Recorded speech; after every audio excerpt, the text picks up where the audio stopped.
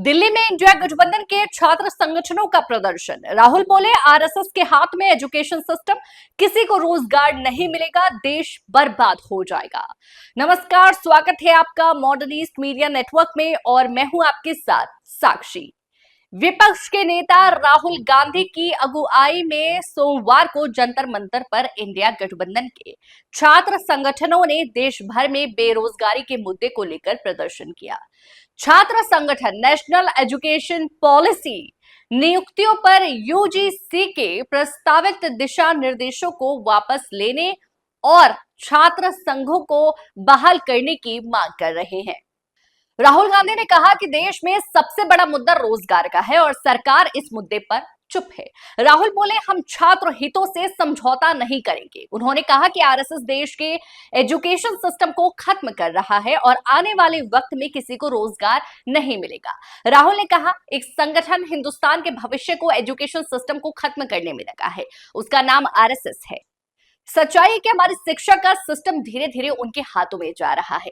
अगर सिस्टम उनके हाथों में चला जाएगा तो देश बर्बाद हो जाएगा, किसी को रोजगार नहीं मिलेगा। प्रदर्शन में national students union of India, all India students association, student federation of India, all India students federation, Muslim students federation, Samajwadi छात्र सभा और छात्र राष्ट्रीय जनता दल शामिल है। जंतर मंतर पर राहुल गांधी के 4 बयान। राहुल ने कहा, यह आपकी जिम्मेदारी है कि छात्रों को बताया जाए कि यूनिवर्सिटी के वाइस चांसलर आरएसएस के हैं। आने वाले समय में सभी यूनिवर्सिटी के वाइस चांसलर आरएसएस के नॉमिनेशन से बनेंगे। यह देश के लिए खतरनाक है, हमें इसे रोकना होगा। राहुल बोले, कुछ दिन पहले प्रधानमंत्री ने कुंभ पर भाषण दिया। इस पर बोलना अच्छा है, लेकिन आपको भविष्य पर भी बात करनी चाहिए, बेरोजगारी पर बात करनी चाहिए। जो देश के युवाओं को बेरोजगार किया जा रहा है, उस पर बात करनी चाहिए।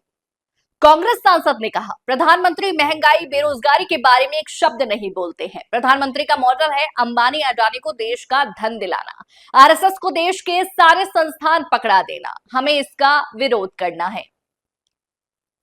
राहुल ने कहा, ऐसा विरोध देश के कोने कोने में कीजिए, हर गली मोहल्ले, हर यूनिवर्सिटी में कीजिए। जहां आप ले जाना चाहेंगे, मैं आपके साथ चलूंगा।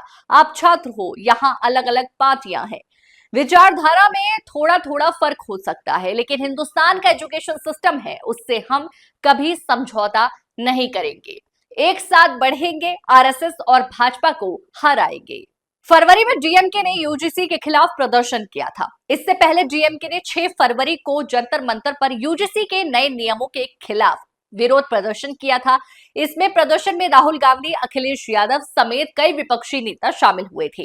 कांग्रेस ने यूजीसी के नए नियमों को तानाशाही और संविधान विरोधी बताते हुए तुरंत वापस लेने की मांग की थी। इस दौरान राहुल ने कहा था कि भाजपा देश भर में आरएसएस का एजेंडा चलाना चाहती है। वो एक विचार, एक इतिहास और एक भाषा थोपना चाहते हैं।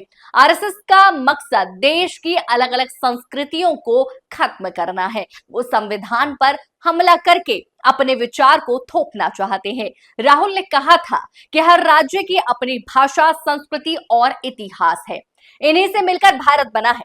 तमिल लोगों का अपना इतिहास और परंपरा है।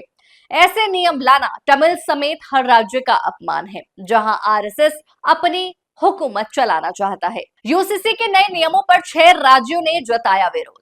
गैर भाजपा सरकारों वाले राज्य यूजीसी के नए ड्राफ्ट का विरोध कर रहे हैं। इनमें कर्नाटक, तेलंगाना, हिमाचल प्रदेश, झारखंड, केरल और तमिलनाडु शामिल है। उनका कहना है कि मसौदा नियमों को वापस लिया जाना चाहिए। कर्नाटक के उच्च शिक्षा मंत्री एमसी सुधाकर ने कहा कि ये पहली बार है कि सभी समान विचारधारा वाले राज्य अपने हितों की रक्षा के लिए संघवाद को बनाए रखने के लिए एकत्र हुए हैं। फिलहाल के लिए इतना ही। देखते रहिए मॉडर्न ईस्ट मीडिया नेटवर्क।